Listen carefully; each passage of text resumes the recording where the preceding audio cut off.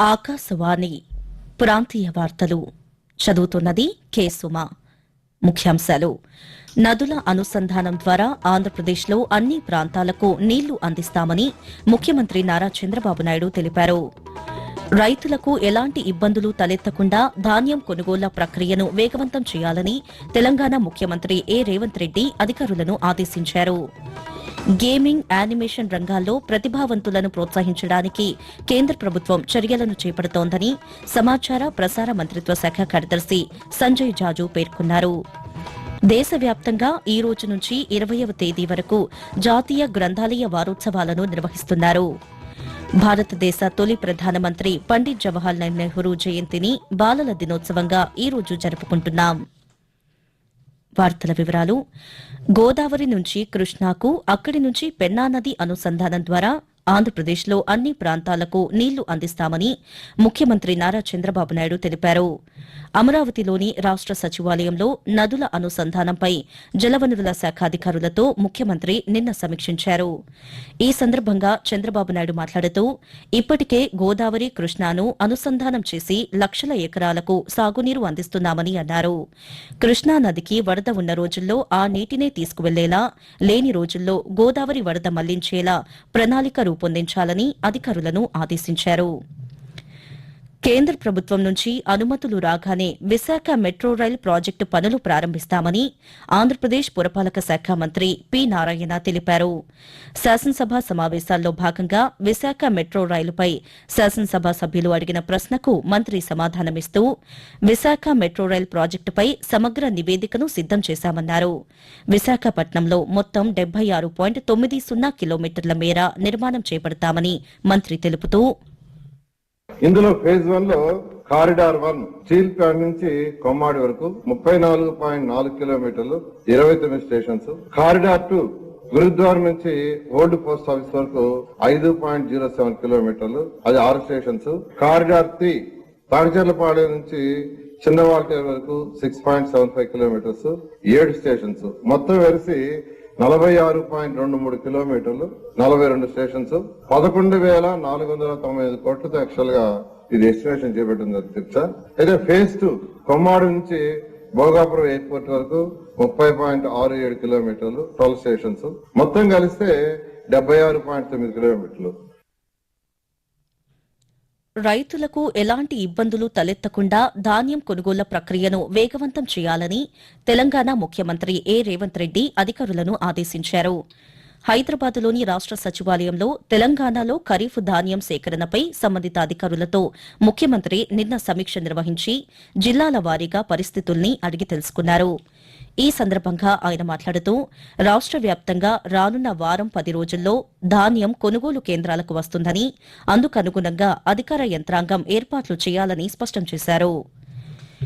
Gaming, animation, వినోద రంగాల్లో ప్రతిభావంతులను ప్రోత్సహించడానికి కేంద్ర ప్రభుత్వం అనేక చర్యలను చేపడుతోందని సమాచార ప్రసార మంత్రిత్వ శాఖ కార్యదర్శి సంజయ్ జాజు తెలిపారు. హైదరాబాద్లో ఇండియా గేమ్ డెవలపర్ కాన్ఫరెన్స్ ఐజీడీసీను నిన్న ఆయన ప్రారంభించారు. ఈ సందర్భంగా సంజయ్ జాజు పాత్రికేయుల సమావేశంలో మాట్లాడుతూ, ప్రపంచ మీడియా, వినోద రంగంలో భారత్ వాటా ప్రస్తుతం 2%, దానిని 20% పైగా పెంచుకునేందుకు అవకాశాలున్నాయని తెలిపారు. ఈ నెల 20వ తేదీన గోవాలో అంతర్జాతీయ చలన చిత్రోత్సవంలో ప్రసార భారతి సొంత ఓటీటీ ప్లాట్ఫామ్ను ప్రారంభించనుందని తెలిపారు. భారతీయ సంస్కృతి ఆధారంగా ఆటలను రూపొందిస్తామని సంజయ్ జాజు తెలుపుతూ, the games that are going to be inspired by Indian culture and the games that then go out into the world and are played by billions of people outside our country also emphasizes upon the soft presence of our country, the rich cultural heritage that we have, and that's how that resonance comes in from many of those games to the cultural ethos of our country. We need to become significant player in the world in creating IPs, our products, creating games and making their product go worldwide. దేశవ్యాప్తంగా ఈ రోజు నుంచి 20వ తేదీ వరకు జాతీయ గ్రంథాలయ వారోత్సవాలను నిర్వహిస్తున్నారు. 1919లో ఆంధ్ర గ్రంథాలయ సంఘం ఆధ్వర్యంలో అయ్యంకి వెంకటరమణయ్య మద్రాసులో 2 రోజుల పాటు నవంబర్ 14, 15 తేదీలలో జాతీయ గ్రంథాలయ సదస్సును నిర్వహించారు. తెలుగువారు విజయవంతంగా నిర్వహించిన తొలి జాతీయ సదస్సు జరిగిన తేదీలను జాతీయ గ్రంథాలయ దినోత్సవంగా ప్రకటించారు. 1968 నుంచి భారత ప్రభుత్వం గ్రంథాలయాలకు జాతీయ వ్యాప్తంగా వారోత్సవాలు నిర్వహించాలని నిర్ణయించింది. అప్పటి నుండి ప్రతి ఏటా వారం రోజుల పాటు నవంబర్ 14 నుండి 20వ తారీఖు వరకు గ్రంథాలయ వారోత్సవాలను నిర్వహిస్తున్నారు. నాణ్యమైన సమాచారాన్ని చదువరులకు అందించే గ్రంథాలయాల ప్రాముఖ్యత, ఆవశ్యకతను తెలిపేలా ఈ వారోత్సవాలను నిర్వహిస్తున్నారు. ఆకాశవాణి ప్రాంతీయ వార్తలు వింటున్నారు.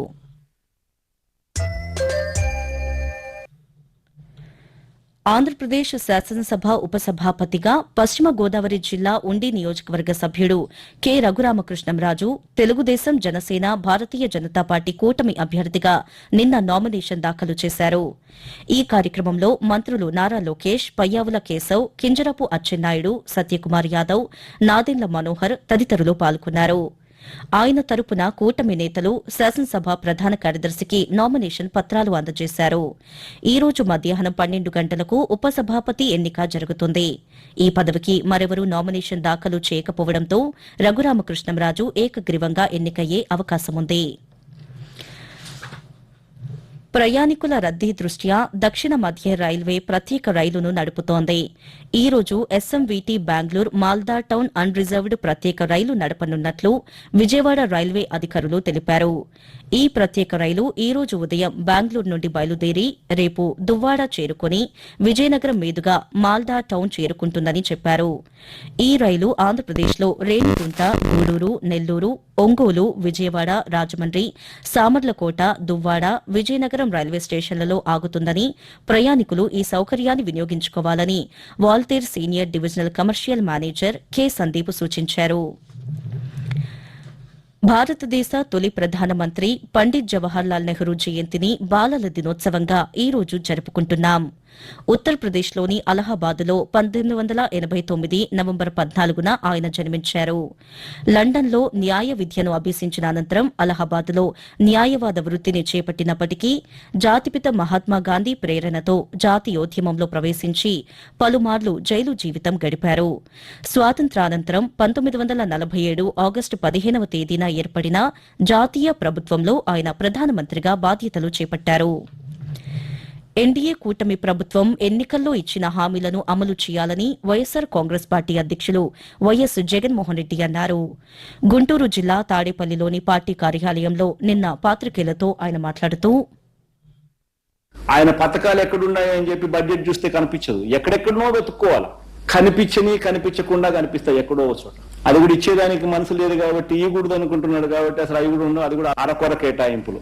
సూపర్ 6 ఏమంటాడు, ప్రతి రైతుకు 20,000 రూపాయల ఆర్థిక సహాయం, 53,52,000 మంది రైతులకు ఇంటూ 20,000 రూపాయలంటే దాదాపు 11,000 కోట్ల రూపాయలు కేటాయింపు చేసింది ఎంత? 1,000 కోట్లు. పరిశ్రమల ఏర్పాటుతోనే రాష్ట్రాభివృద్ది సాధ్యమవుతుందని తెలంగాణ ఉప ముఖ్యమంత్రి భట్టి విక్రమార్క పేర్కొన్నారు.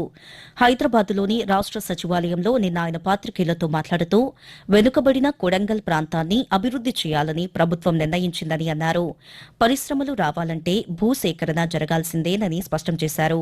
పరిశ్రమల ఏర్పాటు ద్వారా భూమిని కోల్పోతున్న వారికి పరిహారంతో పాటు పరిశ్రమలో ఉద్యోగాలు కల్పిస్తామన్నారు. కొందరు ప్రజలను రెచ్చగొట్టి వికారాబాద్ జిల్లా కలెక్టర్పై ఉద్దేశపూర్వకంగానే దాడి చేయించారని, ఆ దాడిని తీవ్రంగా ఖండిస్తున్నామని ఉప ముఖ్యమంత్రి తెలిపారు. ప్రాంతీయ వార్తలు ముగించే ముందు ముఖ్యాంశాలు మరోసారి.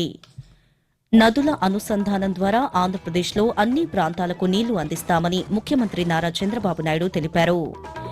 రైతులకు ఎలాంటి ఇబ్బందులు తలెత్తకుండా ధాన్యం కొనుగోళ్ల ప్రక్రియను వేగవంతం చేయాలని తెలంగాణ ముఖ్యమంత్రి ఏ రేవంత్ రెడ్డి అధికారులను ఆదేశించారు.